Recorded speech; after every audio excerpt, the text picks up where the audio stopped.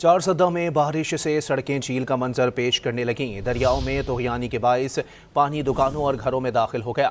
شہریوں کو شدید مشکلات کا سامنا ہے۔ اس حوالے سے مزید جانتے ہیں ڈان نیوز کے نمائندے جہانگیر خان سے۔ جہانگیر، کیا تفصیلات ہیں؟ اس حوالے سے آگاہ کیجیے گا۔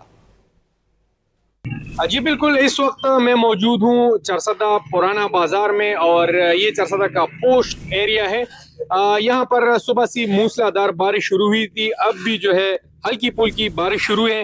یہاں پر آپ میرے عقب میں دیکھ سکتے ہیں بارش کا پانی جو ہے مین روڈ پر اس وقت موجود ہے۔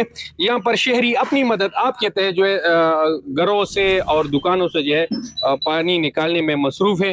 یہاں پر جو ہے ڈرین جو ہے زیادہ تر وہ بلاک ہے۔ یہاں پر شہری موجود ہے، وہ صفائی ستھرائی کر رہے ہیں۔ ان سے بات کرتے ہیں، بھائی کیا مسئلے مسائل ہے؟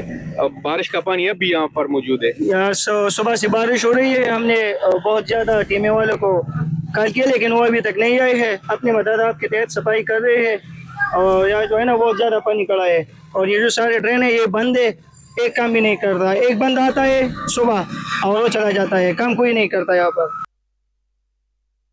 بہت شکریہ جہانگیر۔